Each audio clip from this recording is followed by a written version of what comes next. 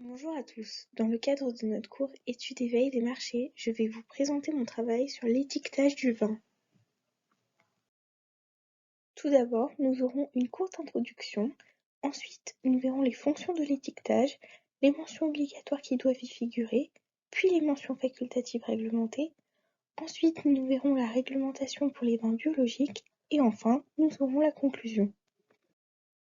D'abord, il faut savoir qu'il existe deux catégories de vins. Premièrement, les vins VSIG, à savoir les vins sans indication géographique, qui correspondent aux vins de table anciens. Puis il y a les vins IG, à savoir les vins avec indication géographique. Ces vins IG sont distincts en deux groupes. Premièrement, les vins avec appellation d'origine protégée, les vins AOP, et les vins avec indication géographique protégée, les vins IGP. L'étiquetage de tous les vins comporte 8 mentions obligatoires, mais il y a une 9e mention pour les vins mousseux et une 10e mention pour les vins AOP et IGP.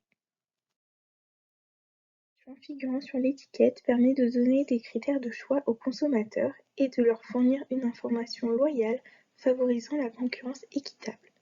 L'étiquette permet également de protéger les consommateurs. Elle permet aussi une traçabilité de la bouteille et représente l'image de la bouteille. Il y a 8 mentions obligatoires qui doivent figurer obligatoirement sur l'étiquette. Tout d'abord, la dénomination de vente.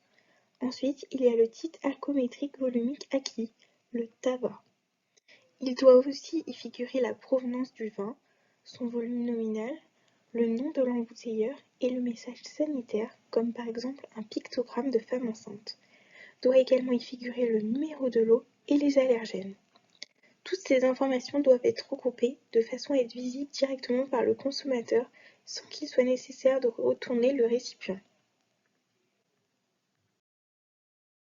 Pour les vins mousseux, une 9e mention est obligatoire, à savoir la teneur en sucre. Pour les vins AOP et les vins IGP, une 10e mention est obligatoire, à savoir sur l'étiquette la présence des termes appellation d'origine protégée ou indication géographique protégée. Concernant la taille de la police, elle doit être égale ou supérieure à 1,2 mm.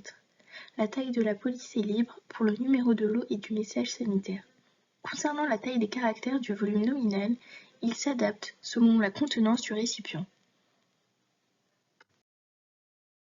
Maintenant, nous allons voir les mentions facultatives réglementées.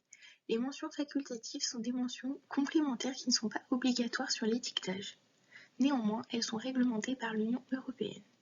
Parmi ces mentions, nous avons le millésisme et le cépage, la mention des méthodes de production, par exemple élevé en fût pour un vin d'origine protégée ou un vin IGP. Nous avons également les mentions traditionnelles pour les vins AOP et IGP, par exemple château ou clos. Et également facultative l'indication géographique ou la teneur en sucre pour les vins non mousseux. Peuvent également être ajoutés les symboles certifiant l'appellation d'origine protégée et l'indication géographique protégée du produit. On peut également rajouter la distinction et les médailles obtenues pour le produit. Pour les vins biologiques, le producteur peut utiliser le logo biologique de l'Union européenne, qu'on peut voir à gauche, ou bien la certification agriculture biologique qui existe en France. Afin d'illustrer toutes les informations vues précédemment, nous avons ici un exemple d'étiquetage avec les mentions obligatoires et quelques mentions facultatives. To conclude, the label is the first thing that the consumer sees. It must respect precise instructions.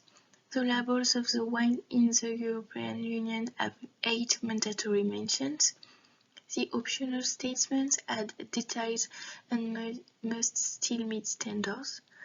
The role of labeling is above all to inform the consumer and to ensure his safety. And the label is considered as a reflection of the products.